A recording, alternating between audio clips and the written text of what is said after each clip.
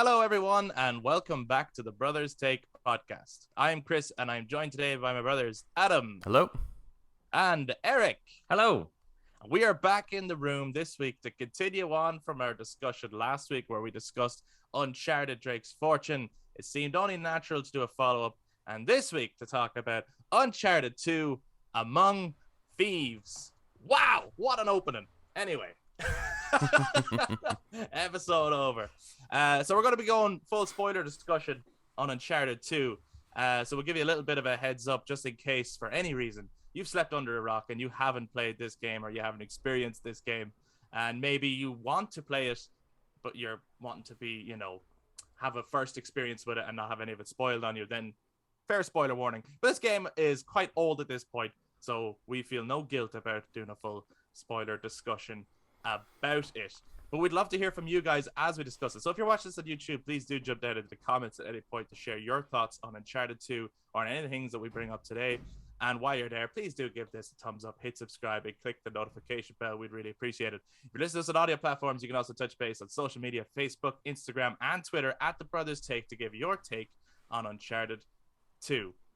But without further ado, we normally try and, when we're talking about a particular game, we try to, start it off with, a little quote from the game. And this game has a lot of quotes. So, Eric, what quote are we going to start with, I hear you ask? No, I haven't fucking clue, man. I didn't, but go on. That became your thing. I was giving you a moment. I know. And I was fucking, as you were saying it, I was like, that. I know I used to say the answer to that all the time, but I just couldn't remember it. Because I was thinking of any of the other quotes from the goddamn games. I was like, what am I supposed to say? What am I supposed to say? Relax, Gandhi? They're tranquilizer darts? Well, there's a good start. But what is the best quote from Uncharted 2? Okay. Well, actually, see, I was thinking that during the week because I know that you last week you did ask us about what our favorite quote was from the first game. Yeah. And I was thinking about, well, yes, I said that one a lot. I didn't, but go ahead. My one, it also actually would probably be my favorite kind of scene because it's just so kind of from a performance perspective, and it's the very end when Elena and Drake, and it just feels improv. Maybe it isn't. I don't know. I think it was maybe. Yeah. Improv, where she's asking how afraid he was. He was like, I don't know, a 4 or 5. I was like, a 4? No, you're definitely an 8. What are you talking about? Those Guardian things are an 8. Well, what's a 10? Clowns over my death. I hate clowns. I think it's improv because because Nolan North is genuinely terrified of clowns. Yes. Yeah, he's heard this before. Yeah. So they are a 10 for him. that is a great scene though. Oh, I love that. It's really good. I think Uncharted 2 is probably the funniest in terms of the writing in the series. Yeah. Adam, have you got a favorite quote from Uncharted 2? Not really. I can't really remember that many quotes from the game. So no, I don't. I like the Sully has a very quick little quip that he throws in there, where it's like they're talking to Harry Flynn, and Flynn is talking about how he would have, he found the ships, didn't he? And he's like, you couldn't find your own ass with both hands. And Sully's like, I'm the map. It's such a good little quick, and it's their characters, they're so good. But anyway, I suppose the best place to start with this game is the opening, which it's quite a dramatic opening, and I know J.J. Abrams has cited that it's one of his favorite openings in media ever. So that's pretty cool. But what do you guys make of the opening of Uncharted 2? Well, it's as stated, it's one of the greatest openings in media ever. Do you feel that way? I don't. You don't? I think I wouldn't say it's the greatest opening, but it's definitely a very good kind of hooks you in moment. Right? Because you're starting there on the train and he's bleeding, you don't know what's going on. Now, from the minute gameplay starts, it's kind of a bit meh because it's really slow. But just the moment when he's sitting there and he's like, "Oh, that's my blood. That's a lot of my blood," you know. And it's just Drake being Drake again. And it's just great then to know how you're going to get there. Yeah. How do you get to that moment? So I know I do like that opening. Adam, you're not crazy about it? No, it's fine. It's a fine opening. I just do think it's like kind of blown out of proportion a little bit in terms of how much praise it gets. Like, it's a good opening, and it's a nice way of introducing not only the character but the stakes and the gameplay. You know, how to actually climb and all that kind of stuff. Like, it kind of teaches all that, so it works really, really well. I do find that sometimes it's a little, because of how you get back to that point. It's really, really long before you get back to there. That even when you get back to that point, it's a bit like, okay. Right. It didn't quite work for me. Like, it's fine. It's an okay opening. It's better than the first one. I think, as with all Naughty Dog games, actually, as a whole, your best experience is always your first time with them. You know, they make them with that first time experience in mind, nearly. So yes, if you boot up Uncharted 2 for your 5th playthrough, and you're like, here I go again, climbing this fucking train, you know. But the first time, I do think it was one of the best openings to a video game, not to any media, but to a video game ever. What's the best opening to any media? Ever? Yeah. Final Fantasy VII remake. No, God, I don't know. What's the best opening ever? I thought you were going to say Lost, to be honest. Actually, the shot of the eye opening. Yeah, that's my favorite opening to anything ever. It's simple, but fucking super effective. And also, my favorite, without giving it away, but anyone who knows, it's opening sequence though, no? Or yeah, but the sequence goes on to the whole plane being crashed and blown up, and like it's just chaotic. It's like, what's going on? It's certainly like, I know a lot of people give Lost a lot of stink for like the direction it went, but it's certainly the best opening to any TV show ever made was that opening sequence in Lost. Fucking phenomenal, and changed television actually in terms of quality and production. Yeah. I don't know, like fucking Star Wars always has a fucking awesome opening, doesn't it? Like, I mean, just the crawl, even like just literally like what a fuck, I think it has to be the Fellowship of the Ring. Oh, that opening is better than most movies. Right, yeah. I love that opening, but no, I don't think that's the best opening ever of any media. I don't feel that way, because it is a bit of story time, you know, and it's but they shouldn't work like. No, it shouldn't. Like, work. exposition shouldn't. That's dead on arrival. No. Like, 100%. And like, there's been other things have tried to replicate it. Yeah. And it's always awful. Yeah. But it's the right way it was handled. Like, it was handled in a really, really incredible way. I don't know, Eric. What do you think is the best opening of all time? Best opening of all Fucking time. hell! What a question. What a the Bible. No, I'm joking. It's not that good an opening, actually. Doesn't it depend on how you open it? Yeah. Yeah, but man, when you open it this way, so good. Actually, that's really good. Actually, when you say it, when you put it that way. Oh, and for the people who are watching this on YouTube, I opened the Bible sideways. You mean for the people who are not listening watching on audio on YouTube? Wait, I was just so captivated by how I was opening the Bible. I forgot words. How do eyes and ears work? You see with the ears, right? And you listen with eyes. I think so. You go to an optician, you go, check my ears out, man. And he's like, what are you doing? I think my earlobes need glasses. I can't quite remember the experience of when Uncharted 2 opened. Like, I liked it. I really did like it, but maybe it is just because I've experienced it so much that it's just kind of meh to me. I think the opening to The Last of Us Part 1 is way better. And even to this day, I can play the opening to Last of Us 1 and it still works for me. Like, I'm not, although I'm used to it and I know what happens, I'm almost like, oh, this bit's good, nearly. You know? Whereas I don't quite get that with the Uncharted 2. I do, but in a different way, I suppose. The tone is different, right? Like, it's one of them is incredibly dramatic and emotional, and then the other one is a mix of like blockbuster and funny because it's interchanging between the flashbacks of Flynn and Chloe. We're getting used to these characters. Some of the writing there is just fucking brilliant. Yeah. But I think just the first time the show, not the whole sequence, but just until he like falls and is hanging out of the train, and you realize that it's a train hanging off a cliff, was how they announced Uncharted 2 at like one of the, like E3 or something like that. Oh, maybe that was the reason it didn't work for me then. Yeah, the first because thing then you you've see, already isn't seen it. Yeah. Yeah.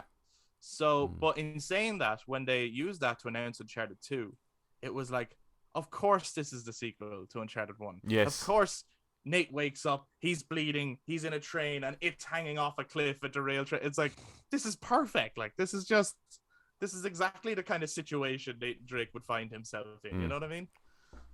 So for that, I really liked it. I thought it really not only picked up from what we know of that character, but then like took it to the next level. And I suppose that's Uncharted 2 is bigger than Uncharted 1. And I would argue, well, actually, I wouldn't argue. You're the one that's going to argue because everyone else would probably agree that it is the best of the PS3 era Uncharted games. Yeah. Eric, how do you feel about that statement?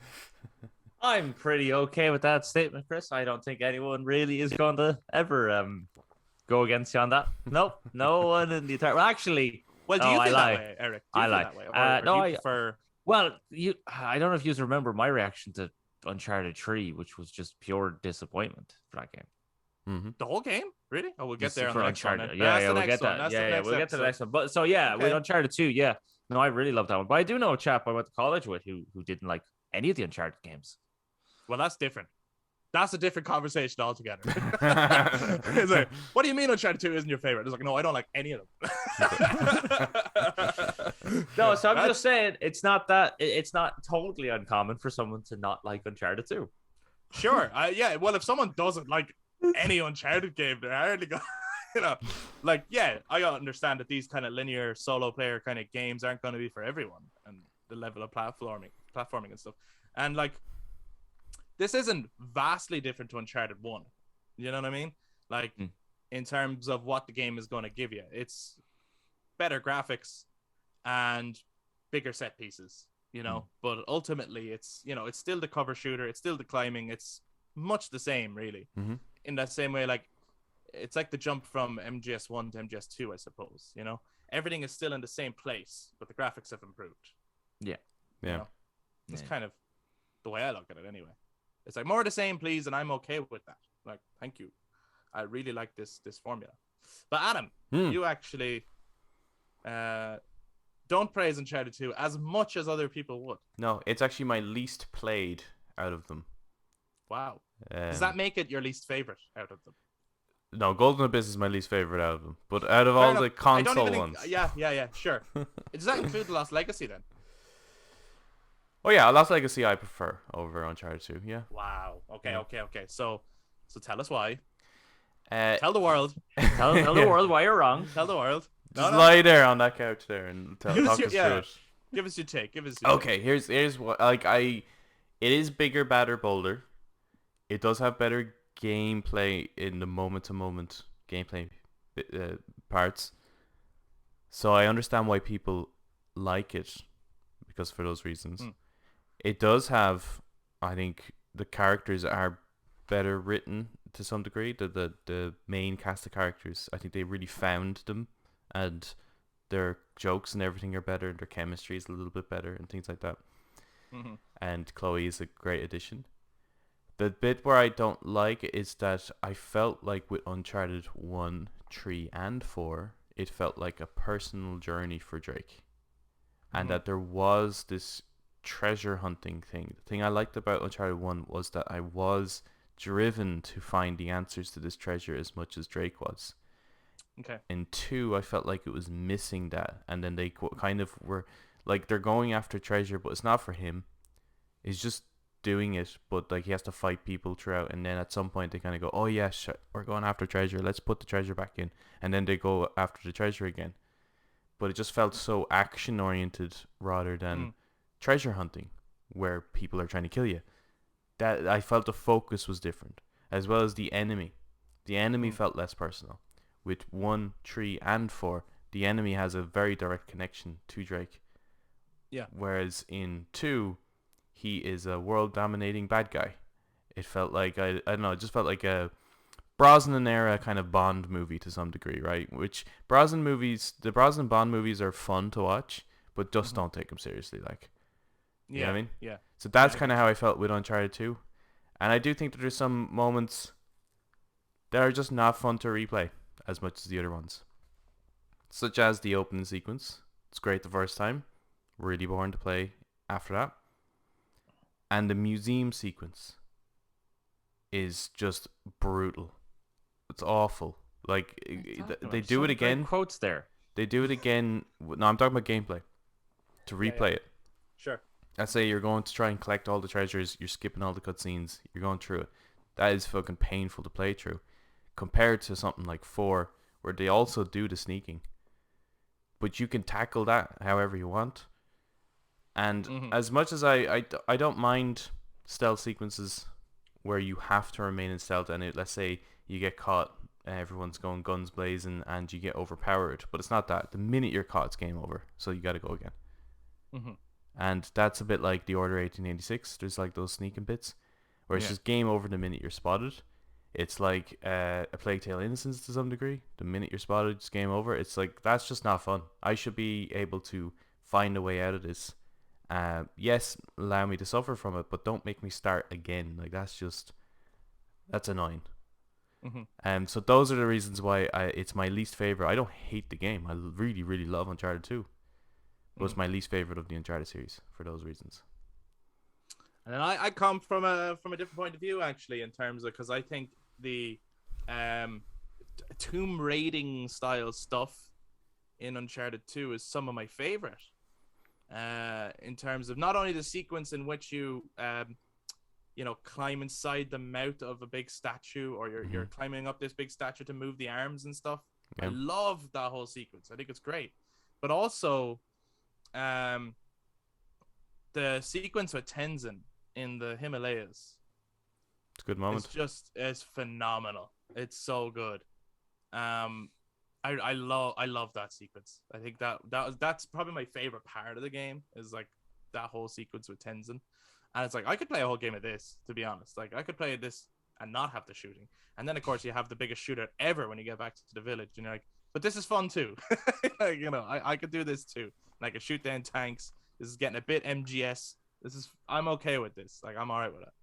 But then as well, the museum sequence, I really enjoy it. I'm totally with you that if you're just trying to do like a burst through it achievement style playthrough, that yes, it hinders that kind of feeling of I'm just playing the game and I'm not here for the story anymore, right? But ultimately, I approach the Uncharted games as just story-based games, like playable blockbusters. And I do think this whole thing of pulling off a heist inside a museum as Nathan Drake and this character that you're not quite sure what to make of him or whether you can trust him yet. I just think it was a really well-made, well-done sequence.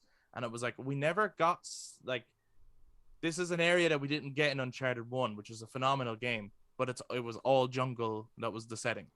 This time we're getting like heists in museums, and then, exploring cities, and then climbing derailed trains or climbing the Himalayas. And it felt more of a globe-trotting adventure.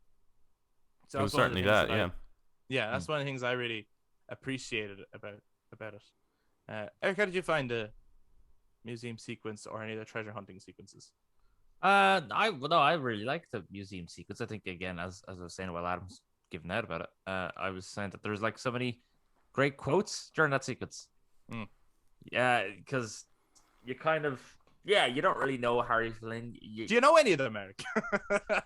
Well, there's the one where you're hanging off a ledge, right? And a security guard walks and he's above you, and Harry Flynn radios it, and he's like, there's a guy above you, there's a guy above you. And then you pick him up, you throw him down. He's like, there's a guy below you, there's a guy below you. And it's just like constant, like Harry Flynn is just an evil Nathan Drake, where he's constantly taking the piss. And you know that the minute you meet him, you're like, oh, well, he's obviously going to betray me at some point. Yeah. But it's still like great when he does. Yeah. But it's still great when he does. And even like when he takes out the gun and Drake is like, what? No, I said no guns. Like, relax, Gandhi. They're tranquilizer darts. Your mind will remain unscathed. He does like Christian Cross for some reason while he's having Gandhi, and it's just like, yeah, he's such an arsehole. Like, so yeah, no, I really like that sequence. But then I also like stealth games, and I like stealth sequences. But I get what Adam is saying when you have those moments where you're caught, and then you were just there, and then you get caught, and then it's, oh no, and it's like, why would Nate Drake put up his hands? He like, the door is open, I can literally run through and close the door. Why do I have to go? Oh no. Like, yeah, I do get that, but that's very annoying. Then you're going back like an hour and you have to do the whole thing again. Like, yeah, so I do get that. That is annoying, but I do like the museum sequence. I do agree that Lazarevich is probably the weakest villain in the series.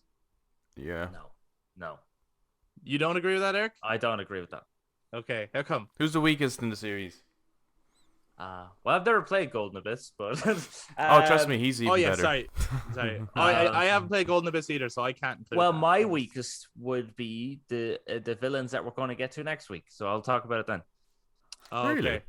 Okay. Yeah, I think they're the weakest. I think they're shite. But anyway, but with Lazarevich, I like Lazarevich because he does raise the point of, like, you called me a monster, but how many people have you killed just today? It's kind of like, actually a shit ton, to be honest. Yeah, I'm pretty sure this whole thing lasted one day, and I've just been killing everybody with no remorse, and all these people actually have, like, probably family and friends. And I know, but that just sounds like something off of what should be on, like, I don't know, I'm 12 and that was deep. You know what I mean? Yeah, well, Adam, I was 12 and it was deep. yeah, it probably was, actually. Well, you see, I don't think Lazarevich is a bad villain. Right. So I don't think that at all. But just in the series of fairly good villains, like, I do think he's the weakest villain in the series. But I don't think he's a bad villain. Like, he's perfectly serviceable as a villain. I totally buy that he's a bad bastard, and he's up to no good, and I gotta stop him. Yeah, he's a bad guy. But I think bad I just dude, liked how with all the other villains, even with the ones in 3, is that you could, I guess, believe that they're up to no good, and us normal folk wouldn't know about it. I get you. Whereas Lazarevich is straight up it's a bit bombing like towns and stuff. Like, surely the military should get involved here. Like, I don't know. Like, the US, like, where are they? You know what I mean? I do think they wrote an interesting story in this where Elena's character is there to try and prove it. They've split. But no, it was, and it's like she's focused on the real issue at hand here. Yeah. And the real issue at hand is there's a horrible war criminal doing terrible things to people. He was a dangerous man. And then you have this other world, which is like Nate and Chloe, who are just out for their own fortune and stuff. And there's an element of, will you look around you at what's going on, like, and give up this childish treasure hunt, and, like, realize that this is a fucking insane, dangerous human being, and you're going toe to toe with him just to get back at him. Like wake up, like, this is real shit. So I do like that kind of element. Maybe they don't hammer it home enough, but I do think that once Elena comes into the story, and, and I think the thing is that Nate knows Elena's right.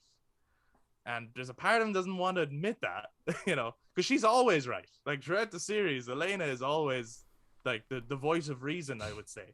Yeah. And Nate is just, like, wanting to go off into fantasy land where everything's going to work out. It's like, Nate, this is fucking dangerous. Stop climbing buildings in war zones, But I like it. I think it's a good dynamic. And it was, like, I didn't realize, because they left Elena out of all of the marketing as well, as far as I remember. No, they didn't. Oh, really? Yeah, no, she was in the trailers. Oh, okay. Because I do remember just when playing the game, like, I was like, oh, so Chloe is the girl this time, and it's kind of like Nate's a James Bond character, there's a different girl every time. Sometimes it's a girl that you could trust, and sometimes it's more of a femme fatale or whatever. So I was kind of pleasantly surprised when Elena actually showed up into the story, and I was like, oh, there's Elena. Because I wasn't even sure. I was like, is this a sequel? Have the events of the first one happened yet? Or is this just, like, much like some of the James Bond adventures or the Indiana Jones adventures, like, does it matter in what order these happened, And the only thing that's, like, the common trend, I suppose, is Drake. Elena, the relationship with Elena. No, you know what I mean? Like, that's how you know it's like, okay, this is a Definitely a sequel. Yeah. The 2 should really be giving it away though. Oh no, I know that. Yeah, no, I know that. But actually, I didn't like it's a minor thing, but I actually didn't like that it was called Uncharted 2 Among Thieves and Uncharted 3. I actually just thought they could have just said Uncharted and the subtitle. Yeah. I mean, yeah, I mean they did that with Golden Abyss where there's no title or no number, and it's kind of hard to place it though. Yeah. I don't know if that's based before Drake's Fortune or is it in between Drake's Fortune and Among Thieves. It's kind of hard to tell, so that's why it doesn't. You tend to just ignore it because it feels like a side quest, even though Well, that and it was kind of isn't. It was on the PSP, Vita, which I didn't have, so I didn't play it. Yeah, so, yeah. It's so unfortunate I got kind of stranded on that machine. Stranded there, you know. Yeah. Is it good? Like it's more Uncharted. Like it's more of the same.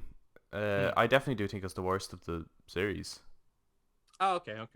Because like I mean I've seen it being praised by quite a lot of people and put it nearly towards the top. I don't know what the hell's wrong with them, but because it is to just each their own. Yeah. Well, there's nothing really to it. Like I think what's nice about it is that there's no.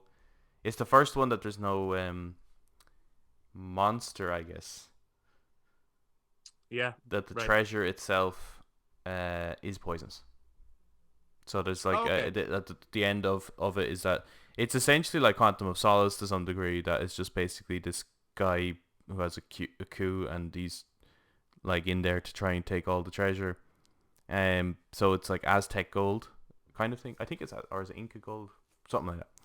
So when they actually go to find the golden abyss, which is just like a caverns of gold, it turns out the gold is actually radioactive.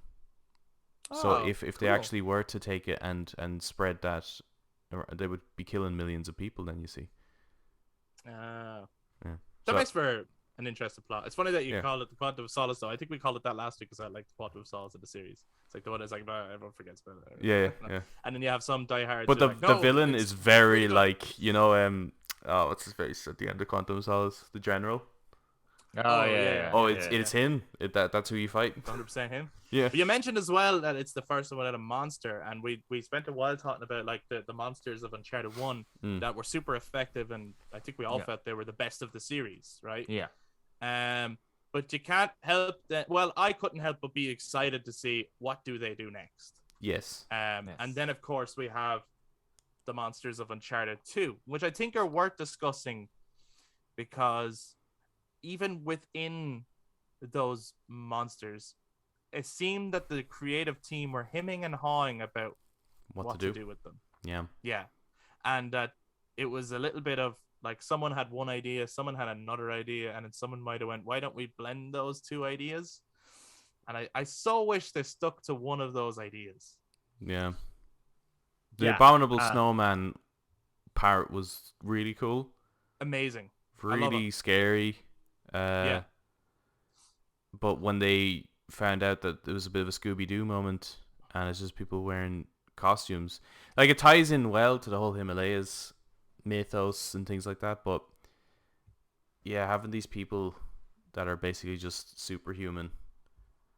Yeah, it kind of doesn't really make sense because Lazarevich goes over, he laughs and he goes, Scarecrow, and he lifts up the mask, and it's like you'd only wear a big scary costume going on, like if you're scary, like going on scary, because the Yetis are terrifying. Their sounds were terrifying, that they're chasing after, terrifying. You can't stop them.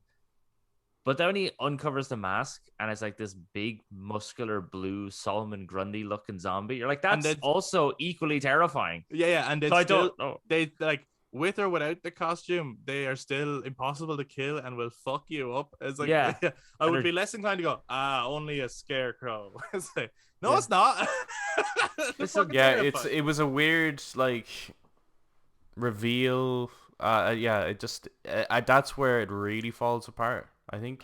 I do think it has the worst of the kind of end, what the true treasure is about kind of a thing out of the series, and I really dislike that sequence. I don't think it's fun to play. They're quite tricky to kill, but not because of like they're basically just bullet sponges, and you just need to run around and find more ammo and avoid their shot and keep shooting at them, and it's just it's not a fun sequence like at all. Yeah, that's an area where I will agree with you, because to me they feel like something out of when you get there, and even like their design and their weapons, they feel like something out of Gears of War. Yeah. And they feel very, and I don't know, it felt to me like they didn't believe in their own fantasy storytelling here, where so they have all these like emblems, and they have all like Carl Schaefer and everything is talking about like what would a man become and all this stuff, and they have all these like etchings and drawings of the Sasquatches. There's myths and legends about these creatures up in the Himalayas. The reveal of the first one is fucking really incredible. Cool. It's one of the greatest fucking moments ever. And then just one alone fucks you up and is terrifying. That when you start seeing a few, or even when when you're like climbing through the old Tibetan monastery, and you can kind of see them jump every so often. Yeah. And they're taking their soldiers out, and you're like, oh shit, like I have to fight these guys. So the build up to them is so good that to finally get that kind of, oh, that's not what they really look like that's not their biology. And I felt like that was because they were like, well, realistically, how could we like believe that a human turned into that? Like, that's not realistic. Whereas humans just getting stronger, that could be believable. And I'm like, does it have to be believable? Like, I was with it. I was okay with like they are they turned into monsters. Like, I'm okay with it. Yeah, it's like, did you play Uncharted 1? Those things got like elongated arms and contort their bodies. Right, but you see this pipes. But it also felt like they were trying to give them a weapon. Yeah, but they were still humanoid, right? They were, yeah. I feel like they felt like they couldn't do a monster that wasn't humanoid, which played into as well Uncharted 3, which we will talk about, right? Which is it's a cool explanation, but it's still humanoid looking. And then Uncharted 4, they were like, well, we've run out, let's not bother do it at all. And I felt like it's okay when we're dealing with fantasy here, because like ultimately it is fantasy. I don't think you have to stay within like the realms of this could be possible. Yeah, no, I didn't like it at all. I think that's where it really, and I don't like the whole end sequence battle with Lazarevich either. I think it's not a good boss fight. It's just really, really frustrating. Yeah. But yeah, the reveal sequence when you're with Tenzin, and you're actually it's a pan, and then you just kind of see it and it moves. Yeah, it looked like a rock. It's incredible. It's really, really good. And that had me really, really excited, was like seeing basically Yetis as the enemy in a game. I think that would have been really, really interesting. Well, I found that very imaginative, creative, and also like if I was ever to guess what the monster might be, I never would have guessed in a million years that that's what it was. So that's why I was really hooked into it. And yeah, I will just take it away. Yeah, I do think the last sequence when you finally get to Shambhala, which looks amazing. Yeah. But when you finally get there, that last sequence and the final boss fight and everything, I do think is the weakest part of Uncharted 2. I think the journey to get there is. But I would have loved a journey. Definitive Uncharted. And then, when you get there, it's unfortunately at this point. Like Uncharted 2 has, I think, actually the best action sequences in the Uncharted series. So you've got the train sequence, you've got the in the building being shot down by the helicopter, you've got the tank chasing you throughout the village. Like I do think those three are the best in the Uncharted series in terms of action sequences. But I would have loved, and I feel like it's like they really were cramming in ideas and really wanted to get them all in, and what suffered was we didn't get to explore Shambhala. The Uncharted place that we're trying to get to, we actually didn't get a moment there. Like, you get to explore the entirety of the island of like in Uncharted 1. Like this Uncharted island you get to explore. And yet when it comes to Shambhala, it's like 2 missions at the end. Like, there should be tombs and puzzles and things like that. That should be the fucking most of the game. is I will say Shambhala. though, it was probably my favorite thing to look for, right? Really? And the reason I say that is because like El Dorado, I'd heard of. Everyone's heard of El Dorado. It's so like complex common knowledge. I only found out after the fact that so is Shambhala, but I had never heard of Okay. Shambhala before this game, and therefore I was like, "Oh, this is interesting," and it gave me something to research about and look up. And I was like, because I mean, I suppose after El Dorado, everyone expected Atlantis at every turn. I was like, "Oh, it's surely going to be Atlantis at some point." Yeah. But then they'd always give you something new, and like, so I'd never heard of Shambhala, I'd never heard of the Chintamani Stone, and I also didn't know about like that very interesting quote that Marco Polo has been quoted on his deathbed of saying, where it's like that's a little nugget of history that gives you a reason to like write something incredible. Like, so where he's like, I didn't tell of everything that I saw, for I knew I would not be believed. Yeah. That just gives you enough to go, okay, so what kind of shit did Marco What Polo did he see? You know, which is again why I was like, with the Sasquatch is like, wow, maybe it's a real thing, and like these strange creatures that come from the east that nobody has ever really seen until you go up into the mountains, and people have died up there, so they've never come back and told anyone what's really out there. Yeah. And I bought as like, maybe that could be out there somewhere, So it is a shame that they shied away from that stuff a little bit, but I was fascinated by the Marco Polo aspect of it, and the looking for, and I just loved the look of the Asian temples. They're so I different agree. too. Yeah, I would have loved more of that and less war. I think. Sure. Yeah. I think it's war. What is it? What well, is it's it just good for? like everything that they couldn't Absolutely fit in. nothing. They could have just went. You know what? Let's leave that for the third one, because the Yeah, third yeah. one felt like they were scraping the fucking bottom of the barrel trying to find something to do. Right. I think there's plenty to do in the Uncharted 3.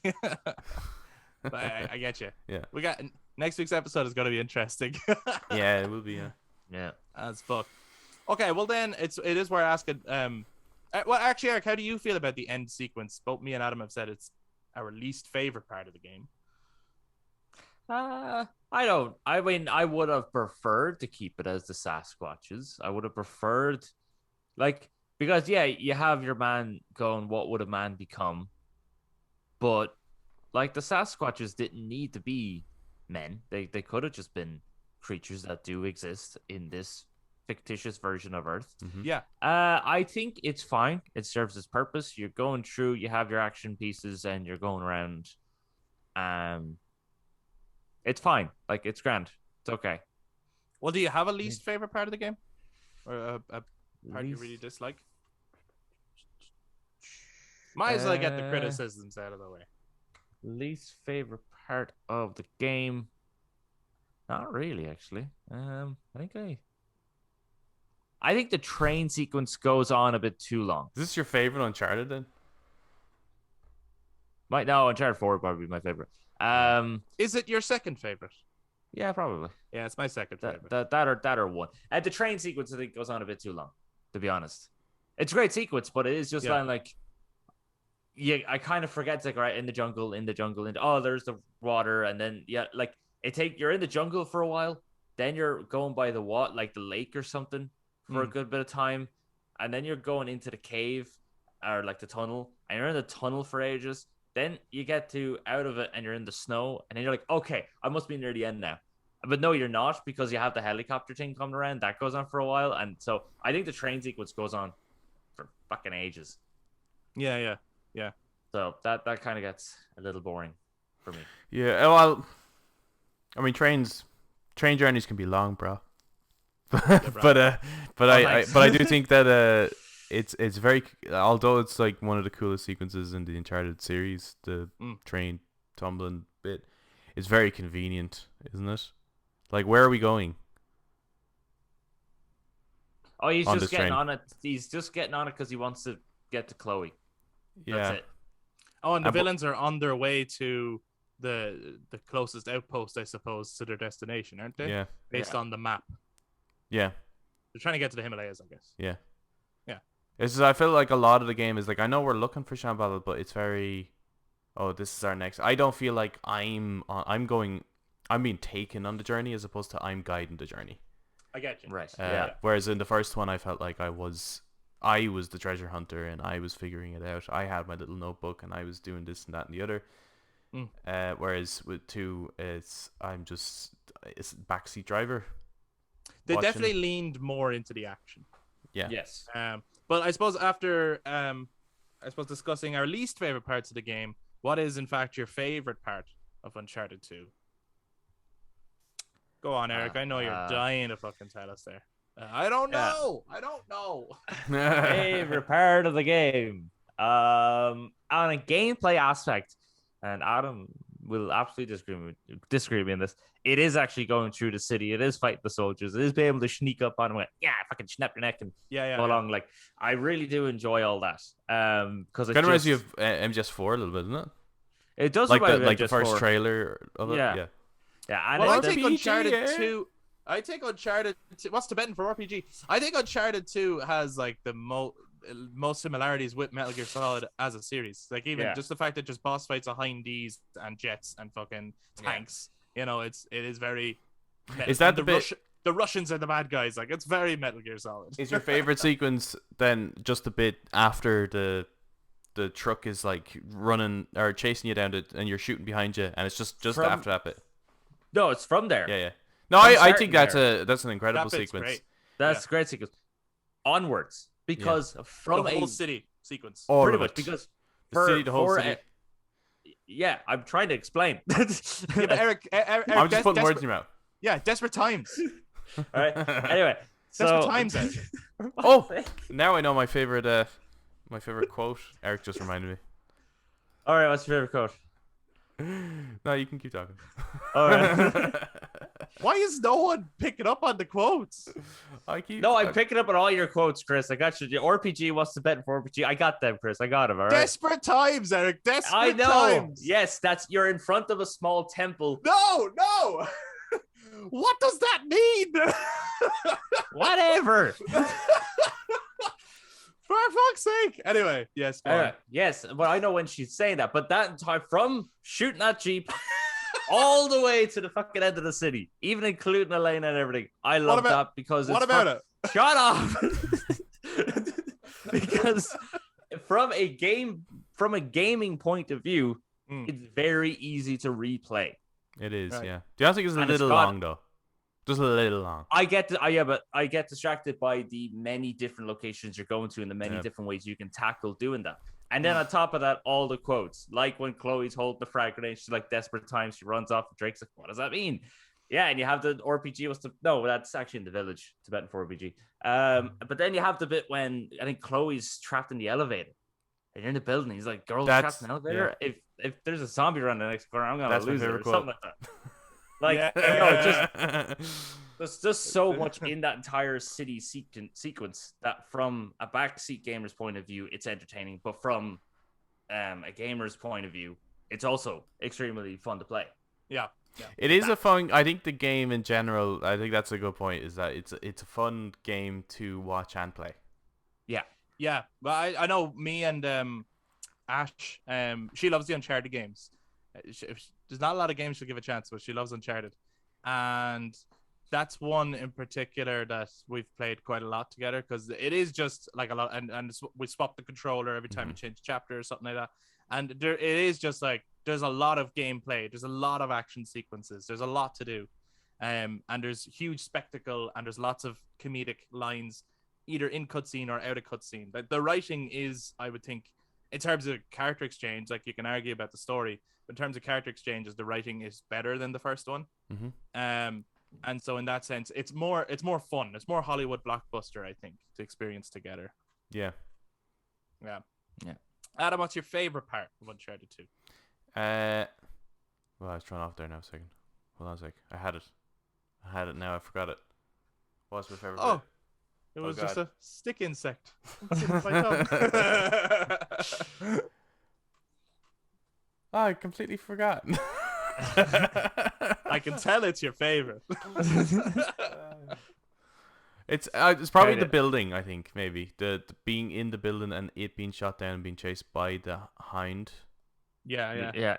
That's a really, really cool moment, and like you can tell how difficult that was from a technical level. Like as a non-game developer, you can tell that was tricky. And I love as well when he's like climbing across and behind you just comes up and he's like, oh shit. He's like, I have to fight that. It's a fucking helicopter. Yeah. Yeah, I think that's what I know. Like the whole war thing is like ridiculous Mm-hmm. and crazy, but I think what sells it is Nate's reaction to everything. For me, where it's like he's this guy that just gets himself into the worst scenarios. So it's like, yeah, let's have him dangle from a building and a fucking hind D is in front of him. And he's just like, ah, shit. That's just my luck. You know? Yeah, see, because like even within the city section, you have the bits like when you meet up with Chloe again, and she decides to jump on you, and she's like, "Oh, is that a Tibetan dagger in your pants?" Like, "Oh, maybe I'm just happy to see you." Or there's like, she's like, it's like, "Well, there's a hotel nearby." It's like, "Chloe, I really don't think this is the time. It's easily the tallest building in the city." Oh yeah, that's a good idea. I do like actually when you. That's another favorite moment of mine is when you get to the top of that hotel and the panning shot of seeing the size of the city, and also you can have that little Marco Polo sequence with Chloe. I think that's pretty cool. Marco. Yeah, she's like, "What are you doing?" Fun. Yeah. Marco. Come on, Marco. I don't know why he does it while he's swimming though. Is it a thing that people do? Yeah, I just thought it was it's a swimming pool game, isn't it? It's like.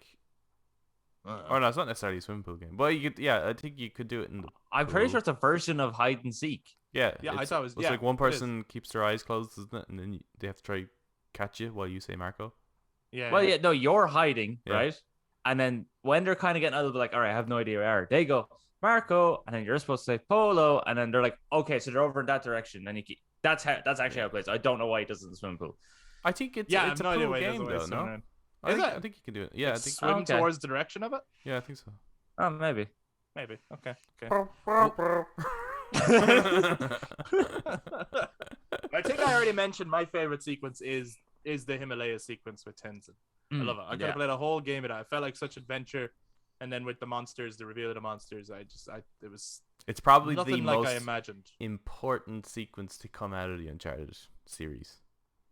Right, because it was that led to The Last of Us. Right, it was working on that relationship between him and Tenzin, and it is like remarkably well done. Where I actually did care about Tenzin as a character. Yep. Like I loved him. I remember like in Uncharted 4, you get like there's a moment where you can look back on memories and there's a photo of Tenzin. He's like, "Oh, I miss you, buddy." I was like, "Oh man, I'd love if he showed up in this game at some point." Like I don't know what would be the appropriate time for Tenzin to show up. I was like, but imagine if like I don't know, like Sully is like, I'll round up a few of the old gang or something like that, and then like Charlie Cutter's there and Tenzin or something. Like, it would have been fucking amazing. It wouldn't have made sense. And Salim, you'd be like the fucking League of Extraordinary Gentlemen the League of Treasure Hunters or something. Like it would have been great. But yeah, I think they did a great job with Tenzin as a character who doesn't speak the same language as you at all. Yeah, the language barrier thing is cool. How they get that to work. It was really fun. Really fun. Yeah. Good crack game, like. You mean? Oh, this is a good crack game. It is a good crack game. Oh yeah, 100%. crack. It's not just a good crack game though. It does have a good story. Right? Oh yeah. But Well, I think the story is fine. It's the moment to moment character. It's the experience. Yeah. It's that they make it. Like if they weren't in it, if you stripped away all the banter and the buddy stuff, like I actually think you might find like there's not much to this. Yeah, but when not a great we story. kind of said that about Uncharted 1 as well, which I would argue in terms of the actual what's going on the island and the treasure is a better story than Uncharted 2, like in and of itself. But other than that, if the characters weren't so enjoyable and the writing and the moment to moment stuff wasn't so good, Uncharted 1 would have just came across as, I think what you probably thought it was in the first place, Adam, from the trailers, like a very forgettable game. Just another game, really, right? Yeah. So it is. And I think, Uncharted 2, similarly. The Uncharted series nearly as a whole, apart from pushing graphics in incredible ways, if the characters weren't so well written and so well performed, and the music. We got to talk about the music again. I think the music is... I love how with each installment they're able to keep similar themes, but just give them a slight orientation based on what you're looking for or where you are. Yeah. Right? So it's like there's more Asian instrumentation used throughout among Thieves. Yeah. I can actually think of when I think of Uncharted's soundtrack too, I can't even I may go back and listen to it because I can't actually think of what that actually sounds like. There's one Doesn't piece of stand out music to in me, it I don't that think. I don't like. It happens at the end of a lot of action sequences, and it's like this, like, is it like a Chinese fiddle or something? I can't describe it, but anyway, it's yeah, it just plays at the very end of like certain tracks, and it sounds weird to me. It sounds very folky. Okay. But you've just had a big action sequence, and it always sounded out of place to me, or slightly comical. Actually, it sounds kind of comical, Okay. but nothing funny is happening, and it's just weird. I don't know. If anyone, I can't explain it really, but if anyone has any idea what I'm talking about and can tell me what instrument it actually is, I'd love to know. Was But I don't know Uncharted what 2 it the is. one that introduced the brute? Yes. Yes. Yeah. Yeah, there's a But it wasn't- lot of new kind of enemy types, wasn't there? But it wasn't often. It was just that Drago henchman guy, really. No. I know. Like, no, there was the big armor chaps with the Gatling guns. Oh well, and the shotgun Yeah. guys. Yeah, and there was variations of enemies that had like different clothes to show that. Oh, look, There was the eyes. shield types and Yeah, shield That's right. types. You have to shoot. And You have to shoot them, then snipers. run over the shield, and but there was always snipers. But yeah, And you used grenades a lot more. yeah. yeah, they definitely improved the grenade. Could you throw back grenades in the second one? No, the Oh, that's third the one third was one, when sorry, you yeah. third one you Yeah, could. that's the one with the I quick don't know how you gameplay, can throw them back. Yeah. Well, yeah. What was the cameraman called Jimmy? Jeff. Jeff. Jeff the Yeah, cameraman. Thanks for Look. the input, Jeff. Yeah. I love that bit. I love that he feels slightly threatened By Jeff, yeah. by Jeff of all people when he meets him, and he's just like, Who the fuck is he? you know, he's talking to Chloe, and he's like, what do you think's going on between them two? And Chloe's like, are you focused? Yeah.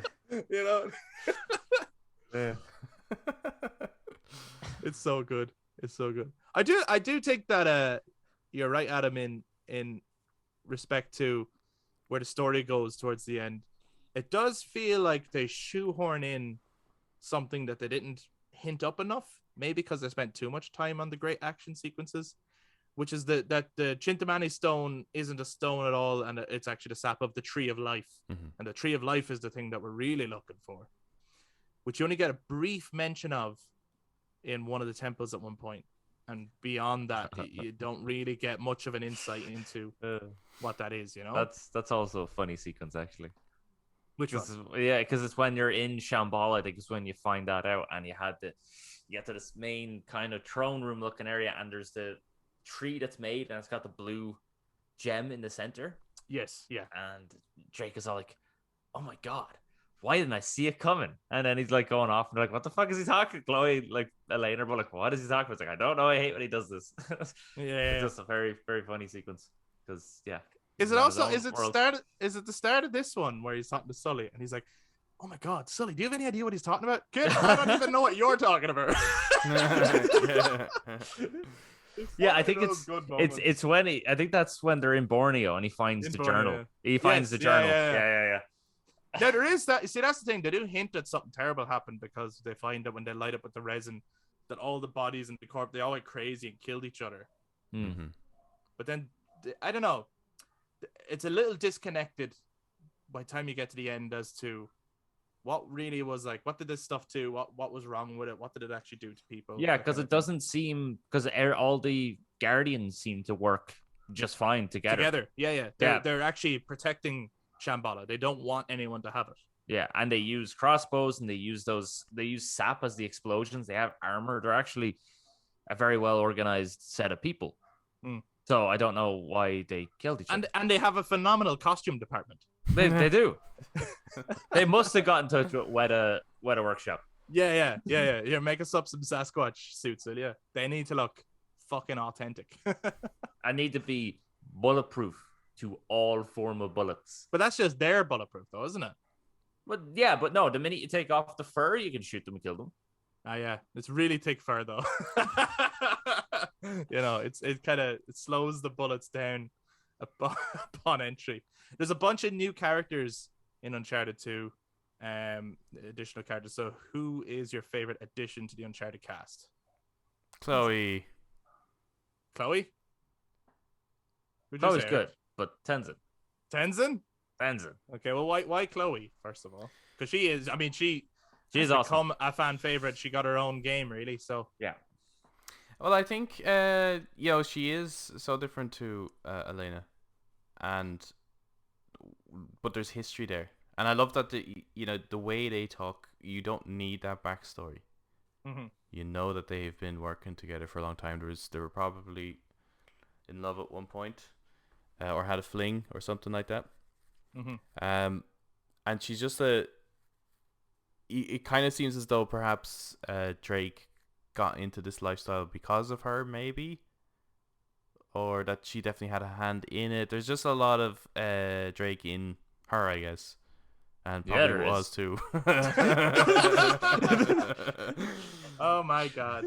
So the like little moments that they have are fucking great. He's just happy to see her. Yeah. So was I. I love that at the end, actually, when like I think there's at the very end, Drake and Elaine are kind of embracing, or they're kind of hugging her, looking at each other, and then Sully's just like, and which way did Chloe go? And then Yeah. points like, okay, thanks. You're a dirty old man, Sully. Yep. Yeah. God, oh, Sully. And I like All that right. too, where it's like Chloe, it's no kind of hard feelings either, which it's not a love triangle. No. I think that's fantastic. It's great that they can They have a playful fling, but like yeah. they know there's no relationship in it. Yeah.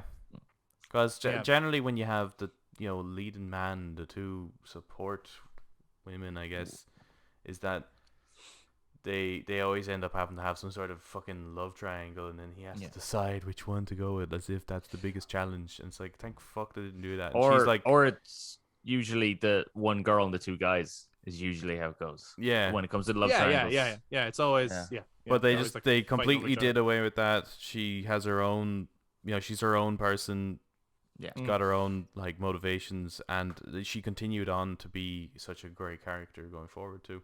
Yeah. Yeah. No, she was a fantastic addition. She's a very strong character, which is great. And the game with her in the Lost Legacy, like playing as her was great, and getting more of her character in that game as well. Mm-hmm. Just really, she's a really cool character. And then Eric, what made Tenzin your favorite addition to the cast? It's just the language barrier just makes it really fun, and somehow they did such a good job. And I suppose Robin Atkinson as well did a good job doing the performance, that you just care about this character and you haven't a clue what he's saying. It kind of reminds me, and I hope it's not it doesn't sound offensive. It kind of reminds me of if you were like playing as Han Solo going on an adventure with Chewbacca. Right. Okay. You don't know what Chewbacca is saying, but you got that little like buddy sort of like thing with him. You just have a respect for him. Yeah. Like, you know what I mean? I just think Tenzin is a really cool character. Now, obviously, he's not in any of the others. Means well. He's not, and he means well. Like, he's not in it for his own agendas. Like that. No, he has a family, and he's trying to protect his family and his people. Yeah. And, He's just a really, really cool, great character, and this kind of wise guide, I suppose. And you have enough of him. They don't milk him. They don't ruin him in any way as well. But they give him a very meaningful sequence. Yeah, they give him like with Chloe, you can have more to her because she is a very 3D character. She has a lot of depth to her because she's like, you don't know if you can trust her or not. She throughout the game, she's backstabbing you, then not backstabbing you, then so you can do a lot more with her. But with Tenzin, he is just that ordinary family man, and for him, this is his life. Like fighting those Sasquatches and exploring the mountains is his life. Yeah. But then it's just a very fun sort of interaction between Drake and Tenzin. So, is it cheating if I say for me it's both of those characters combined for all of those reasons? Closing. I think I suppose ultimately as an addition for the series, it probably is Chloe. And I'll be interested to see how Chloe is portrayed in the Uncharted movie, which is coming up, which is one of the reasons as well that we're talking about the Uncharted series at this time. It seems an appropriate time to talk about it in a lead up to its first ever film adaptation, which has been rumored for an awful long time and gone through lots of different development cycles. It'll be interesting to see how Chloe is portrayed on the big screen. I don't even remember the name I'm not familiar with the actor who's playing her. But will it be Chloe, better than Golden Abyss? Find out next time. Dun, dun, dun, dun. But I also love Tenzin. Like I said, he features in my favorite part of the game. So those are our thoughts on Uncharted 2, but we would love to hear from you guys as well. So if you've been watching this on YouTube, please do jump down into the comments. Let us know your favorite character from Uncharted 2, your favorite sequences, and what do you love about the game? What do you dislike about the game? Let us know all your thoughts. And if you enjoyed this, please do give us a thumbs up, hit subscribe, and click that notification bell for all future content. If you listen to us on audio platforms, then you can touch base with us on social media, Facebook, Instagram, and Twitter at The Brothers Take to give your take on Uncharted 2. We'll be following up next week with our thoughts on Uncharted 3, Drake's Deception. Looking forward to discussing this one. This will be fun. Okay, guys. This will be fun. Looking forward to seeing you guys next week. Thank you, and bye-bye.